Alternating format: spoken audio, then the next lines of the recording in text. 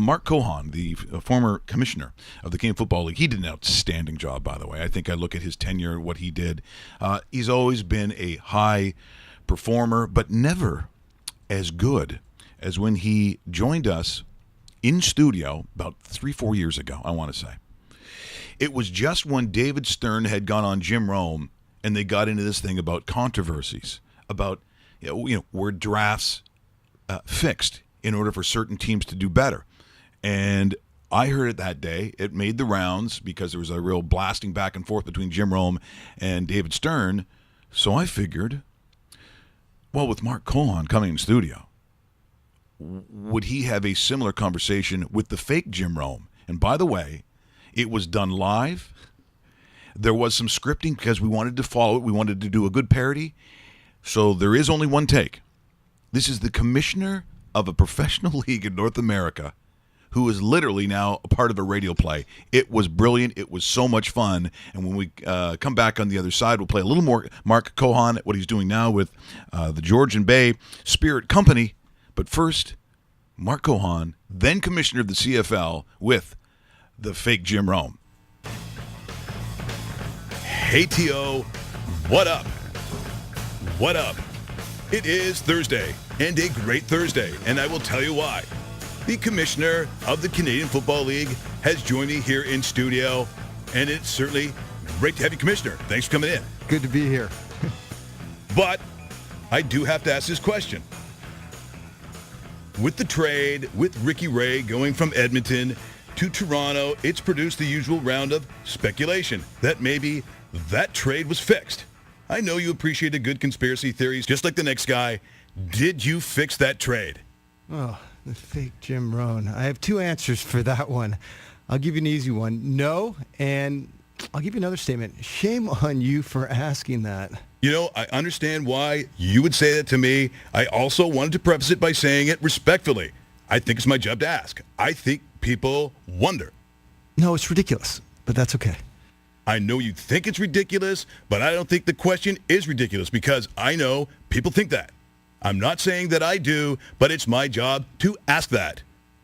Just tell me, have you stopped cheating on your taxes? I don't think that's fair. Well, why is that? I don't think that's fair. I'll tell you why, because I think there are, and I know you read emails, and I'm sure you follow things virally on Twitter. People really do think it, whether it's fair or not. You don't think the question's fair to ask if your fans think it. People think it is because it's people like you that kind of just ask a lot of silly questions. Okay, let's get on to, Okay, I think two things which responds to this. Number one, I don't think so. I do think that I am not covering myself. I don't think so by asking that question. You know, I won't hold it against you, but, you know, I've been in more contentious situations, so, you know, we should probably talk about the CFL I don't know. soon. So. I think it's right up there. Well, it's good copy. So, you know, and you know, sometimes cheap thrills, but, you know, the fake Jim. No, I did not do that for a cheap thrill. Well, it sounds like it. So come on. No, not at all. See, that's where you and I, and that's our point of disconnect. Because I'm going to ask a direct question. People do wonder, but that was not a cheap thrill. I did not get a thrill out of that. It's a cheap trick. No, flopping is a cheap trick. Listen, you've been successful making a career out of it. So, I'm here to talk about the CFL. So, making a career out of what, though, Commissioner? See, I take great offense to that. Making a career out of what? Cheap thrills? You know, what offense are you taking? You're taking offense. Look, I am now. And if you're saying I made a career out of cheap thrills, well... you know, fake Jim Rohn, you're just pounding, and I love it. So, let's go on. Okay, well, look, I'm running out of time, so I think we got to call this a day. You know, listen, I got to go. We got some important things to talk about, like the start of the season. All right, Commissioner. Have a nice day. That was crazy. I can't even believe we even attempted that. And now in studio, the former commissioner of the CFL and now an entrepreneur comes by him, I think, a little naturally. Ladies and gentlemen, Mark Cohon. Hey, Mike Richards. That was fun. I almost forgot about that. I said, a commissioner of a professional league going on a morning show. You'd never seen it before because you looked at it and go, I don't know about this. Yeah, you know. Richards, come on, let's take. And you did it. Obviously, we couldn't rehearse. There's no editing. That was on the fly. That was unbelievable. We had a fun time. You know, that was the beauty of the CFL is that you can go outside the box a bit more. A lot of history there, but you know, it's all about the fans, and that's what I loved about it. So doing that type of stuff was fun for me. Now, you've always been successful. You've done so many things in your life, and of course, following your father, who ultimately was one of those trailblazers in terms of being a businessman. But when you look back at that time with the Canadian Football League, because there's more things, and we'll get to what you're doing right now, how do you look upon it? What was it for you in that period of time? Because in your lifetime, it actually was pretty brief. Yeah, you're right. I mean, it was 8 years of my life. I'm 52 now. But it's funny, in the history of the league, I'm the third longest serving commissioner in that league. Oh, really? Which is, you know what? which It's is kind of funny crazy. It's funny you said 8 years because it didn't feel like it. It felt like shorter. And maybe. Well, everything was pretty smooth when he was on board. And I it just flowed. I think that's the reason why I'm really surprised that it was 8. Yeah, it was 8 years, and 7 years, 10 months, something like that. I loved it. It really was an amazing time for me, an amazing experience for me, and a lot of highlights for me. Yeah, what's the highlight? Is there a singularly best moment or favorite thing during that time for you? There was quite a few. I mean, I think the 100th Grey Cup was an amazing celebration. Probably, and it was my decision in my mind when I decided I knew I was going to leave. It was probably the first game in Ottawa on the field, listening to the national anthem, knowing that we got the team back and we're back in Ottawa. And I think at that moment it was like, wow, we really did it. And I think the whole country, and Dave and I can speak to this being hardcore CFL fans, that when you see the return, and of course Dave being from Winnipeg, just like seeing the Jets, emotionally it's a big deal too, and it felt that way. Yeah, it did, and it was interesting. Post my career, I hadn't gone to a Grey Cup, the one in Winnipeg right after, because my in-laws are all American, so I never had American Thanksgiving. So it was my first American Thanksgiving in 9 years. So I was down in New York, and then I went to the Grey Cup in Toronto, and I know this is going to be edited. This show is going to be on in Calgary, and I was at that game, when Ottawa came back. So.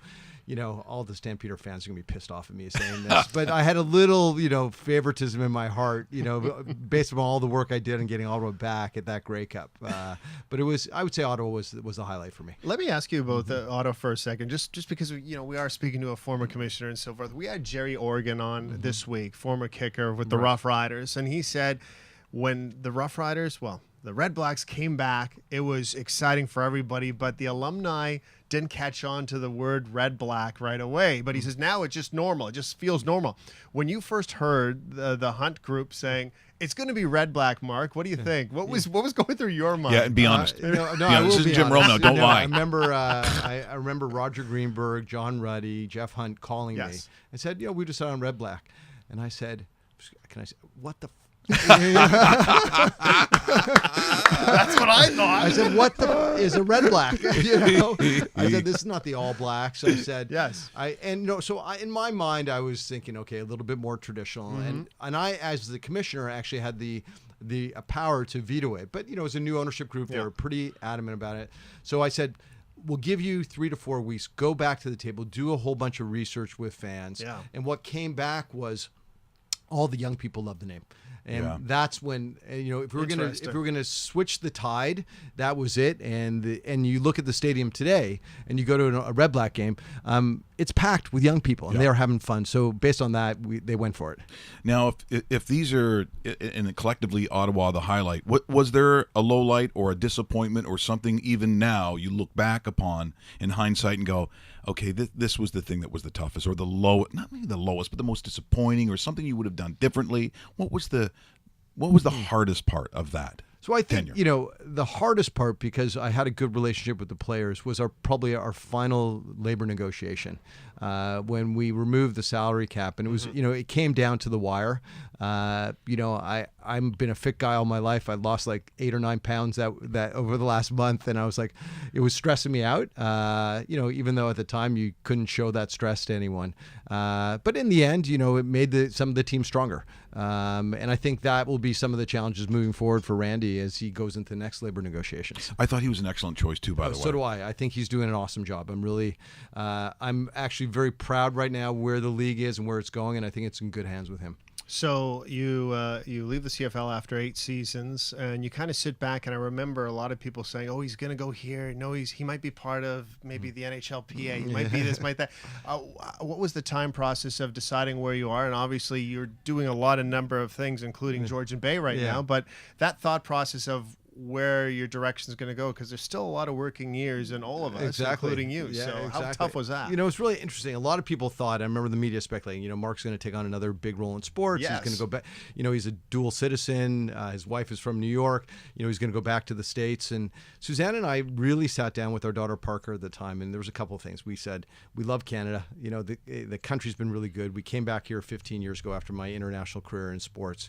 The experience at the CFL was great. Why leave Canada when my personal profile is high here, and the opportunities are here. At the same time, I decided I didn't want to be a hired guy again. Like, I didn't want to go into a role and just be a hired guy. I wanted to do something that was much more entrepreneurial.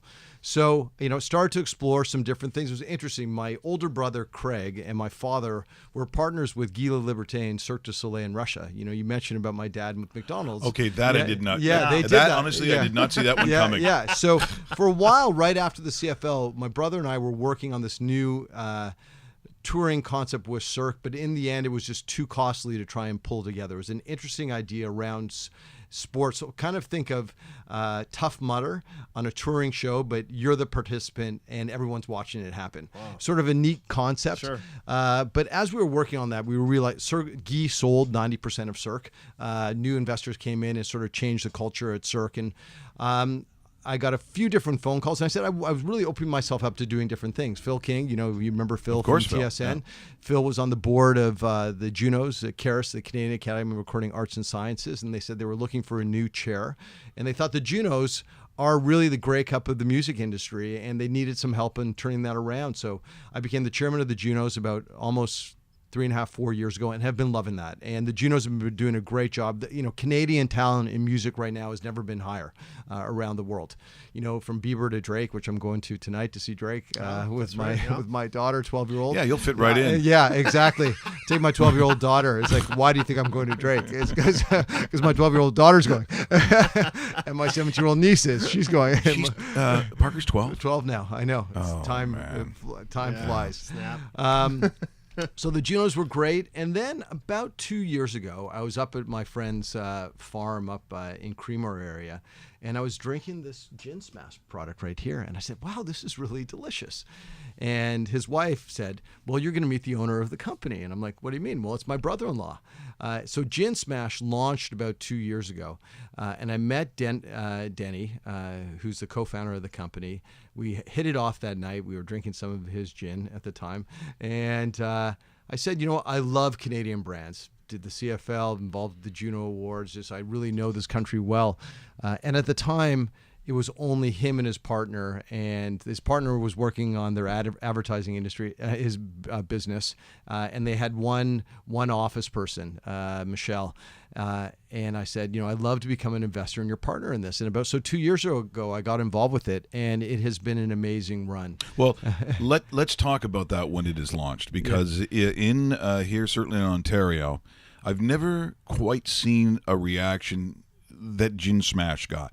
So we're up in actually Muskoka at some point, and we go to that LCBO, so that's the liquor store here in Ontario because it's government, that has the docks. Yeah, in Port Carling. Evelyn is the manager. There She's you go. Good to us. Okay. So there's probably Eleanor time. I said, this might be a crazy question. She goes, are you going to ask about Gin Smash? Yeah. She goes, it's like gold bullion. You couldn't find it anywhere. It was sold out. So people started going to the LCBO, including my wife. I just can't believe she would even do this. Me, yes. Her, no. Just trying to find out by the can, which is the way they would list it in Ontario on the LCBO website, how many stores in whatever town, what they had left. So that's when I met Denny, right around that time when it launched. It's crazy. Like, this is great. So they couldn't keep up with demand. I became their partner. I'm the executive chair of the company now, and really helping grow. It was crazy at the time. I remember, the LCBO predicted that the company would sell 15,000 cases in the year. In a half a year, we sold 60,000 cases. So times that by 24 individual cans. The next year, we grew to... Between that and then we launched Vodka Smash, and though this is just in Ontario, close to 200,000 cases. This year in Ontario, between these three, so we got our Gin Smash, our Vodka Smash, now the Cranberry Smash. We have sold already, I was just looking at the numbers this morning, just in the 7 months, 5 million cans in Ontario. Oh my God. Yeah. So we're the big boys now. Even though we're a small company, we only have 20 employees. We just launched in BC. We're in Manitoba now. We're in New Brunswick. But it all started with the gin. 5 years ago, Denny, it's kind of a neat story, but Denny and Tim, the co-founders of the company, they were advertising guys and they were tired of working on someone else's brand. Tim, his grandmother had this cottage in Georgian Bay, still has it for 55 years, and there's juniper all over it. And she goes, will someone make me some gin with this juniper? So Tim and Denny came up with this idea of creating this product called Georgian Bay Gin. They went to the LCBO. The LCBO loved the idea. They didn't have the liquid yet. They said, you got 6 weeks to come up with the gin. Denny and Tim created it in their kitchen. 6 weeks? 6 weeks. And the LCBO said, this is okay, but you got another 8 or 9 months until it actually goes live. So they went through 47 recipes with their wives in the kitchen, came up with Georgian Bay Gin. And that's where it all started. Georgian Bay. So the biggest spirit competition in the world right now, and Forbes just wrote about it, is in San Francisco. Blind taste testing, judges from around the world. Our gin 2 months ago just won double gold. There were about 250 gins, so one of the top gins in the world. Tremendous and so competitive. 2 years ago, this is exciting. The only Canadian company to ever do this. Our vodka won number 1 in the world. So 240 vodkas. So really, we just got on Air Canada with Georgian Bay Gin. Yeah. There you go. We're on all the kegs in Ontario. Something special in the the CFL, air. tied back to the CFL. People ask me, did it lead you to drinking? I don't know. To this business, but this has been really fun, and this is where I'm spending most of my time on. We're in conversation with Mark Cohon. He is. What's the title I'm using for? Are you the? I'm the executive chair of Georgian Bay. I'm the chairman of the Junos. My friends still call me the commish. Yeah. So you can say that. That is a pretty cool title. It's like the president. Once the president, you're always the president. And what I find interesting when it comes to spirits, the industry itself, over the last decade, the what was considered to be an older style cocktail culture, so think Mad Men, so back where the whiskey sours and Manhattans and all those kinds of things. Over the last 10 years, boy, has that come back with a storm. And gin is one of the front runners in that. So it is. So it's interesting. In the UK, the gin volumes have grown immensely, like 80% up last year, starting to grow in Canada as well, and a little bit in the U.S. What you're seeing, though, with gin is because of all the botanicals that are in it, the juniper, the coriander, the flavors. Millennials like that, it's better in the cocktail culture, and that's why vodka tends to have just a smooth taste, or if it's not a good vodka, not so smooth. So people really like to use gin in the cocktail culture, and that's where we're seeing the resurgence of it, even in our cranberry. So it's interesting. So our gin smash is lemon, lime, mint, and tangerine. When we came out with the vodka smash, because it was so interesting, people like the gin smash took off, but there were so many people, you come up to us at events and they say, oh, I had a bad experience with gin when they were in high school, our university. Yeah, or our university. Yeah. Oh, can you come out with vodka? So we came out with the vodka last year, and we took out the tangerine natural flavor and put in grapefruit. And then with the cranberry, it was amazing. So what happened with cranberry, and we've sold out of this. We're trying to keep up with demand this year just in Ontario. The LCBO said to us, guys, you don't know, there's so much competition this year, all these new flavors coming out. We need something for you guys to come up with. So Tim, Denny, and I, we work with a special natural flavoring house, and they have an office here in Toronto, but their real headquarters are in Kentucky. So road trip. Yeah. So within, I'd say 6 weeks, we put a brief together to the guys down there and said, this is the flavors we want to use. Danny, Tim, and I fly down to Cincinnati, cross the border into Kentucky, totally different world there. And we sit in their innovation lab for about a day. Good thing I wasn't driving. And literally come up with the flavor for Georgian Bay cranberry. So this is like by far your newest product. Our newest product. It's really great. We want to keep the same flavoring, so we took the mint out. It's lemon, lime, and cranberry. Cranberry can be sometimes too sweet. That's why these products have done so well, because they're not sweet. Right, and I think that's when the drier cooler is a more elegant, right? It's a little more grown up. Exactly. Yeah. So the cranberry. Now we haven't put this on the packaging, but Danny, I remember in the meeting in the innovation kitchen there at our supplier, and we said, what is the great one of the botanicals we have in our gin? It's coriander. Coriander has a little bit of a spice to it.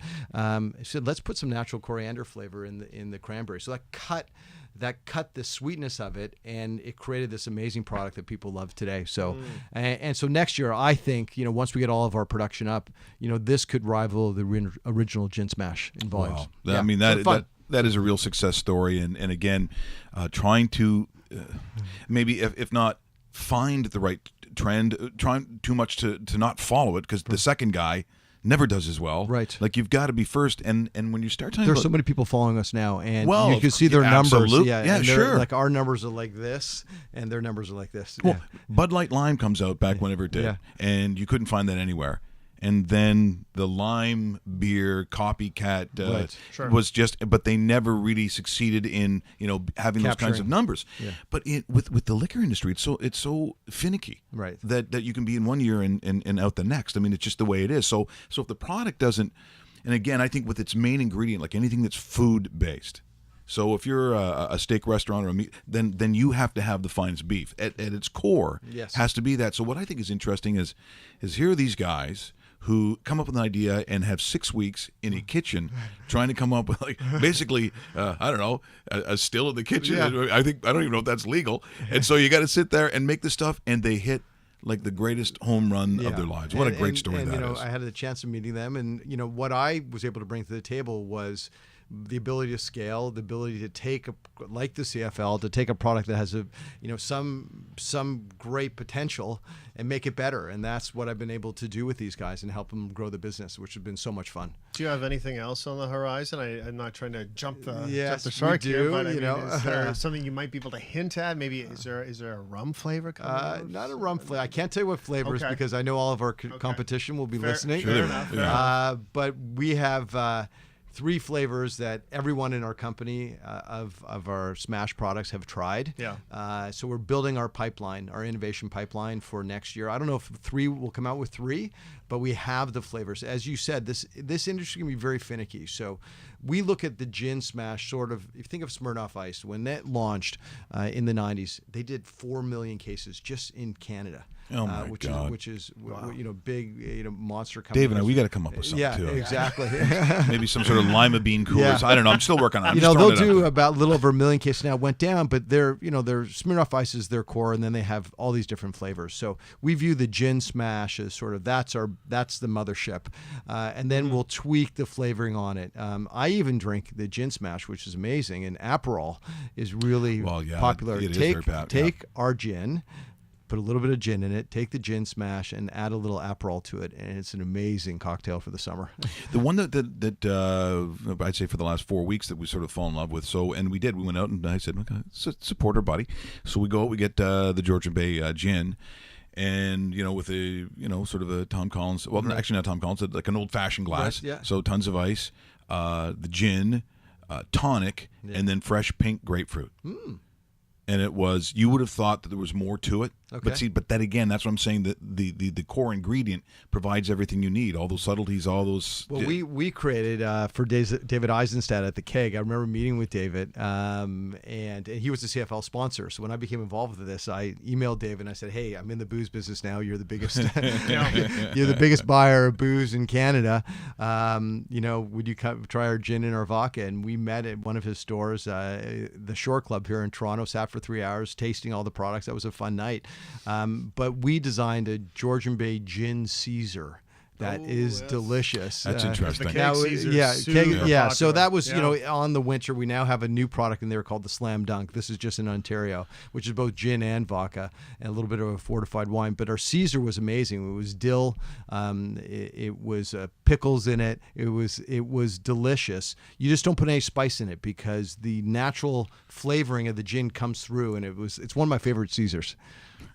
Of course, So people this is kind of fun. This is so much better than talking about, who got fined. The refs, missed that call. It changed the outcome of the game. Oh no, we can get to that. We can get to the stuff that we don't shit. like. Do you remember that, Yeah. Commish? Yeah. Hey, the one thing. Remember that time in Calgary in 08 and the media was ripping you for the negotiations on labor? No, what are you talking about? Hang on, let me just take some. Yeah, we haven't even tasted any of this yet. Okay. Let's try the latest. So this is. Yeah, I've not had that yet, by the way. Okay, now it's So not this- chilled, but I think you'll like it still. Okay, this is our, our. Russell, can't you get ice or chilled glasses? What's the matter? Do we have any ice here? Why can't you do anything right? And very, very proud of this one. It's a little more sweetness than the original one off the top. throwing but in then young you'll- Russell there. Make you'll him- see the coriander cuts it and creates a real. I actually think right now, this one is the one that has real long legs on this, meaning it's going to do. Oh God, really that's well. good. Yeah. That is good because a lot of cranberry ones are either too tart or too sweet. Mm-hmm. And I can't like when Mike's Hard Lemonade came out with their cranberry one. Yeah. I couldn't get Right. it down. This is easy. Yeah, it's very nice, Very very easy. subtle. Oh man, Nice. That's the That's the cousin of the original gin smash, basically. that is really super. Isn't that nice? Yeah, very that's nice. And this is very good. Yeah, again, add a little bit of gin to it over ice. Add a lime or a lemon, and you're ready for the. So dock. basically, you're just a boozer now. Yes, I am. We can come up with a lot of names, Yes. marketing. You can be a regular Yes, guy. I mean, we are doing a show. I should be a Every Monday. sidekick. I could be with a sidekick. Hey, There you go. this would be like Howard Stern. I'll be, Yeah. slurring. Okay, so and this. Okay, so gin smash. This is the godfather of it all. Yes, this is really the mothership. Yes, This is the yes. one that I think the three partners, dearest to our hearts. But again, let's do you want to try Yeah, this let's one do too? this one, yeah, Okay. absolutely. It just doesn't matter to me. I'm not proud. Okay. No. Now this one. This feels like a CFL party, by yes, the way. this does. Like people said, what is the difference between the Super Bowl and the Grey Cup? Well, I said, the Grey Cup. I said the Super Bowl is very corporate, a lot of glitz, a lot of chrome, Yes. a lot of glass. Yep. The Grey Cup is a giant bush party, or whatever, or whatever That you call it. everybody's invited That everybody's to, invited to, no matter and where you live yeah, it doesn't in the matter. entire Doesn't country. matter what team you're supporting. The guys from Baltimore still show up. True. Those guys that call themselves, I think it's the Halifax. The Schooners? Schooners. The Schooners? We actually had Larry Smith on about 2 weeks ago to Right. talk Yes. about Larry, how was the senator? Very good. Yeah. Senator, Oh, very Senator good. Smith, Yeah. exactly. Yeah. You got a good new title, right? Well, hey, if you could put down the bottle for a couple of minutes, maybe you could do something exactly. like that. Okay, so Yeah, gin okay. smash. So this is the original lemon lime mint and tangerine. A little bit more tartness to it, and that's why it really Yes. took off because it created a new sort of category of sort of craft cocktail in a can. And the mint was very, very different. I mean, it's prevalent. It's not overwhelming, but it's definitely one of the Yes. taste Yeah, profiles you of can this. taste So we get that too, where Yeah. some people like, okay, gin, my college days, can't drink it. Right. But some people are like, oh, I don't like mint as much. So that's why with the cranberry, we got rid of the mint, but stuck with the citrus, so with the lemon and the Yeah. lime, though. Oh no, it was excellent. But this, It's funny What time is it? It's funny. yeah, What are we doing? it doesn't 1 matter. o'clock in the Welcome to the afternoon. show. In St. John's, in Newfoundland. Yeah. Well, it's funny you say that because I have a lot of people, a lot of friends who will sit there and say, the smell of gin makes me kind of queasy, and I can't really. And I'm not saying I'm in that boat, but Right. I'm smelling it. Yeah. I'm okay with everything. In Yeah. there. It's Yeah, the it's- gin gives a nice flavor. And you'll see when we try the vodka, too. Like, people said we need the vodka. We want to do another one that sort of had the same citrus, lemon, lime, mint profile, but we knew Radlers were big. It's not rocket science. Right. Everyone's coming up with trying to think, okay, what's the new unique thing? when we thought about the cranberry, we're like, a lot of our friends, a lot of people drink, vodka Sure. cranberry, vodka cranberry soda. Of course. Let's just put gin in it, and that's why we came up with that. It's But it's also too, coming up with a different angle on maybe something that it's been around for a while. Because Yes. generally, I'll be honest, if I see something that has cranberry in it, I'm passing. It's just Yes. it's just not for me. Just because I have not enjoyed any of the product that's currently out there, but. Tasting that today, I can tell you what's being drank by the old Richards pool. Good. And it's going to be Thank that you. one. Very thank good. you. Very good. All right, so this is our. You can pour this in a similar glass if you want. This is our vodka smash. Again, lemon, lime, mint, and grapefruit. And Ew. this one has. Look at me just, I'll have another one. Hey, Boozy. This is not the show to be starting us off at like. This is 5%. Remember, we're only doing little bits. So Well, here's again- here's what we're gonna do while we're drinking here. In Russia, and you talk about marketing. Boy, they certainly have some different ways of. This guy's been to Russia, Of- the Siberia. okay. many. Yeah, I many was gonna times. say. So I believe this is apartments. They have come up with a way, I guess, in real estate, to sell apartments in a way that I've never quite seen before. I think it's probably fairly effective. You tell me. So if the three of us here who are now downing alcohol at 10:30 in the morning, if we're looking for an apartment, would we be interested in this one?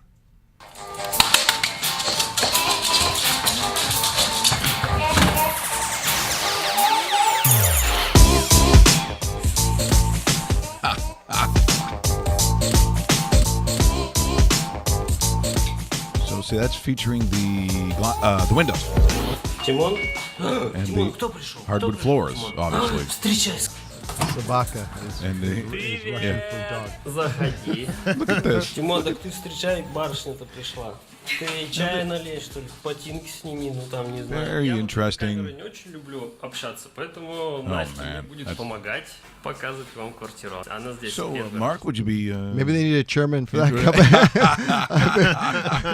I've been to Russia many a time, and drinking actually, and then back to drinking. Samagon. Samagon is moonshine. see, I never had that one. If you guys remember, in 1990, I led an expedition right out of university to Russia in the high Arctic.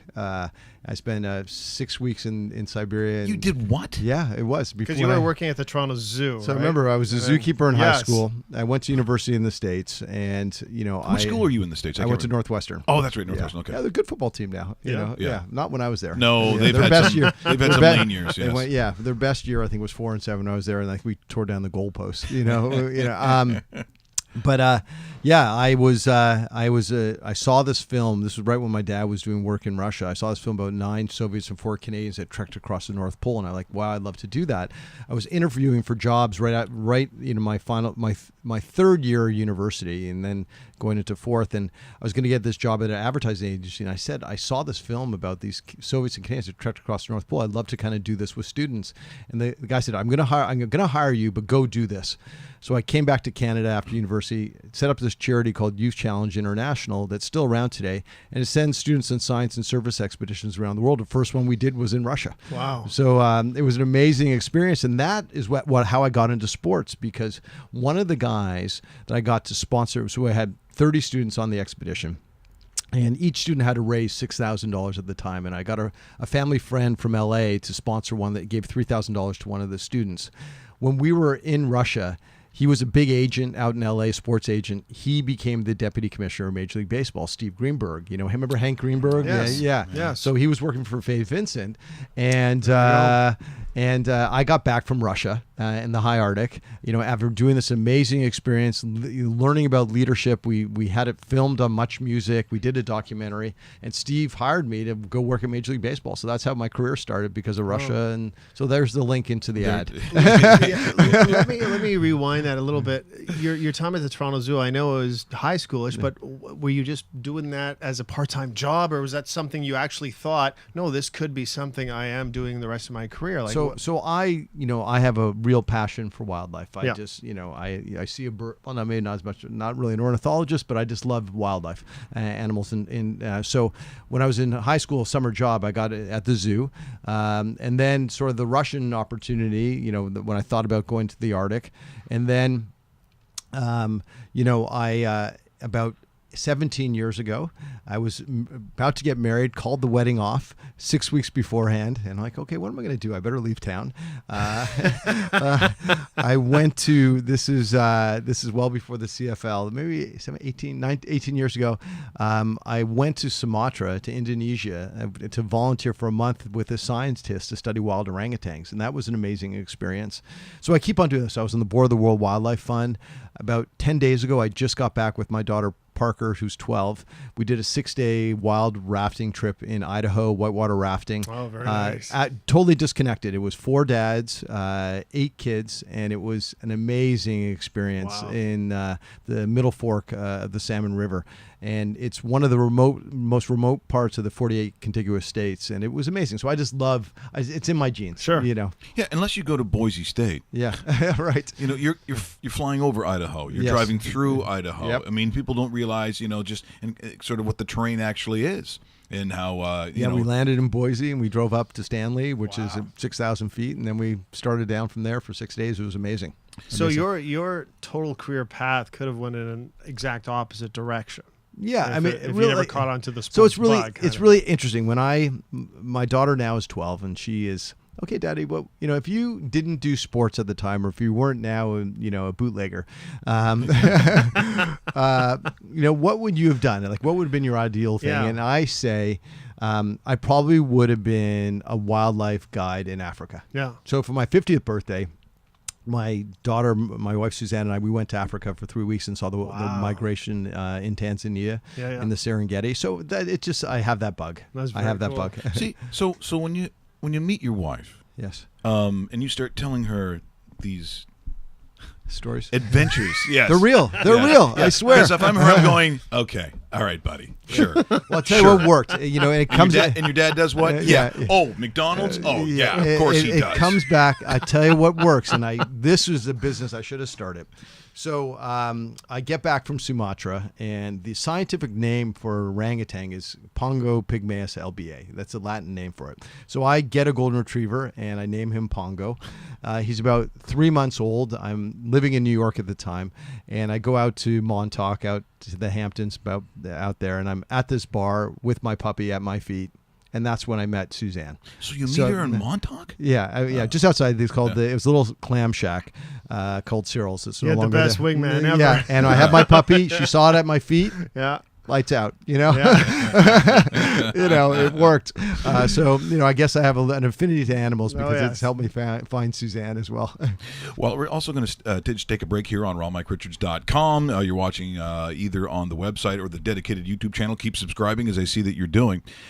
In Canada, I think it's interesting. You talk about the level of our athletes and certainly what's being played in Canada at the collegiate level, just what we have produced overall, but also, of course, the number of Canadians that have gone south of the border in basketball. They're not only just making the NCAA teams, they are now starring on the NCAA teams, the biggest teams, and they are being drafted number 1 overall. They're winning MVPs in the NBA. It is remarkable what has happened with that sport. And when I take a look at the Duke experiment, they travel, they play Ryerson, the U of T, and they play McGill. What was the score in McGill? It was yesterday, wasn't it? Yeah, it was kind of a beatdown. But the reality is, looking at RJ Barrett and just the significance that he's going to play on this team with Zion Williamson, it is remarkable. So here is yesterday. It's a Duke. I mean, it's just, they didn't. I would have liked to have seen Carleton, by the way. Right. If they'd had Duke Carleton, that would have been interesting. But it really wasn't about that or how competitive the games were going to be. It really was taking a look at our Canadian star. And with Williamson, they were unbelievable this past weekend. Driving into the lane, up and in to give the Blue Devils an early lead. And they're getting this mostly young Duke team off balance. Over the top, Barrett to Delorier. Barrett corner 3, count it, and the lead grows to 5. And you're kind of like, think of all the time that we waste in NCAA basketball getting everybody lined up for a first free throw. It doesn't really matter. Well, coming into this game, Cadogan was only 2 of 11 from 3. No look feed, Barrett underneath, Javin Delorier, and another aspect. People didn't realize about the passing ability he has. 6'7", he is very comfortable, in effect, playing the point and running the offense, which is what he's doing with this lineup out there right now. Shovel pass, Williamson to Barrett, and he lays it in. We're going to see a lot of that this season. That's a great question. How about this? Ouch. Yeah. Barrett connects with Zion Williamson again. You might want to call a timeout there. I mean, that is just a great experience for the Canadian universities, though, to have a team like that and a coach like that traveling through. And a lot of people don't know this, but it works well with both sides because Duke's actually allowed to get their team together if they play outside of the country.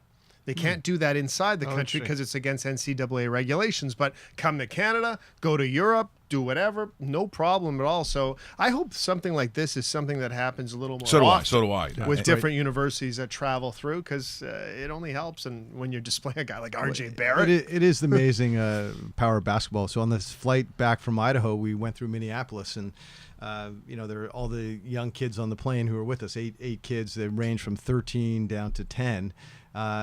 On our flight from Minneapolis was Andrew Wiggins. Wow. And so they are freaking out. No kidding. Freaking out. They're like, waiting next to him. Like some of them had enough guts to go up and ask for his autograph. But, I mean,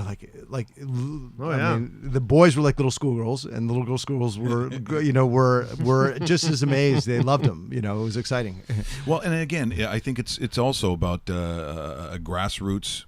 What we do at those levels. That's why they had the big summit with hockey back when they figured that there was a disconnect on why we weren't doing the things we were doing. Yeah, that was a while ago. That was 99, I believe. Yeah, 1999. so that's how long. But Ken Dryden was leading that exactly, up too. And so it was like this summit, this big meeting about what we did. But see, football in this country doesn't get that. Mm-hmm. I mean, and I'll be honest, the GTA is a very difficult football market, as you know. And I don't care what football we're talking, whether it's university, professional. People say, yeah, but if they had an NFL team, yeah, sure. I mean, because you're looking at the Cadillac or the Porsche of that thing. But are you really a football person? Which I get in this argument all the time, because it's not about fantasy. Mm-hmm. Fantasy is a game that you play that's attached to football, but you can play that kind of game on almost in any league. Mm-hmm. I'm talking about football conversations, the ones that I hear in Alberta, the ones that I hear in Saskatchewan, the ones that I hear in Manitoba, and certainly the ones you hear in Quebec, where the grassroots football, the CEGEPs, minor football is just huge. And so therefore, when they start talking about the struggles in Toronto, that I think their biggest mountain to climb isn't so much about the smaller hardcore that will always buy an Argo ticket. They'll want to see Ricky Ray, if it's possible, go 18-0. But then there's that huge passerby crowd that may or may not be interested. And I think the difficulty isn't so much it's just anti-Argo or anti-CFL. I just think that football themselves isn't the first topic in this city. Yeah, I think that's probably true in many ways, and it's interesting when I reflect on my time at the CFL, and our challenge has always been Toronto. Even when they are winning Grey Cups, and we saw putting them into BMO Field is it's not a guaranteed it's going to work. I mean, I think now that it's part of MLSE and they can take all the tentacles that MLSE have, they can turn that around. But you can even see now it's going to take time. You got 14,000 people in the stadium, but it really I think is a Toronto issue, because you go down the GO tracks to Hamilton and everyone talks about the Tiger Cats. You go to Ottawa, everyone is talking about the Red Black. So it's definitely not an Ontario issue. It really is sort of a downtown. I think it's a downtown issue, because a lot of the fans that what I recall coming into Argos games were 905ers. Totally, 100%. 100%. It's and accurate, so I think they continue to have that challenge, and I also think the team has to be consistently win and create that buzz around it. But it's going to take time. So what did you think of the Johnny Manziel thing? What did you make of it? And I'll just say where my statement was probably three years ago and change. Mm-hmm. That I thought, if I'm the Toronto Argonauts, bear in mind what the attitude was going to be, but that he would have been a good call for the Argos. But at that time, he was going through some real personal challenges, which made it very unattractive. But I think that from what I've seen of him, his understanding of knowing that the CFL is his challenge. It's not about getting out in the field and looking ahead to the NFL. He's got to be able to play here, and we still are unsure if that I see tremendous potential. Right. And I think his attitude, I think off field, he is taking his life seriously. So I'm cheering for him. I would like to see him do well. But what is your feeling on it? No, I agree. So I think Randy, the commissioner, handled it well. He wanted to meet with him in advance. He has the ability to reject a contract. So I think the ability to sit down with him in advance and say, take some responsibility for your actions, I think is really important. But people asked me about it, and I said, the CFL is littered with superstars from south of the border who didn't make it up here, who think they can come up here and succeed. I remember having conversations with Cam Wake, and talking to him after when he was with the Dolphins, and Stephen Ross, who's the owner of the Dolphins, and talking to his peers down at the NFL, and the NFL players know how tough it is to make it in the CFL.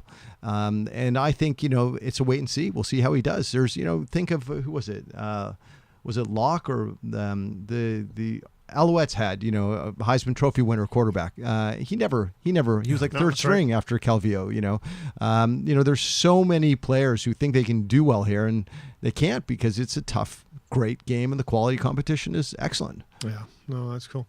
Well, I think we're just about wrapping up here, Mike. So well, I do. This goes by way too fast. Yes, because we also, as you can tell, really concentrating on marketing. Yes, here with the Georgian Bay Spirit Company. Sometimes you need a professional athlete to make things go. Maybe an endorsement. I know what you're thinking, Georgian Bay. This is a natural Richards. Richards and booze. Come on now. What about Ovechkin? Now, we see what he does over here in North America. But it's once again, if you remember the apartment ad, I think it's for Gillette. I can't tell. But it's Ovi, so it's got to be good, right?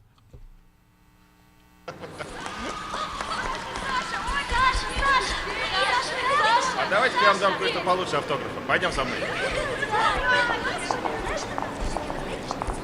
What is this? Сейчас у меня получится. Только осторожно, тут скользко. Так, не боимся. Мне нужно 3 добровольца. Желающие есть? Давайте, заходи.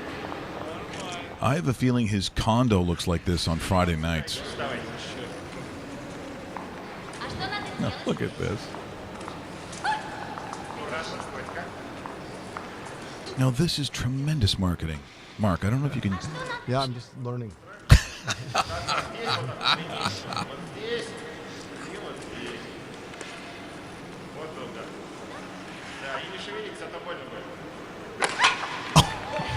Whoa, what's that?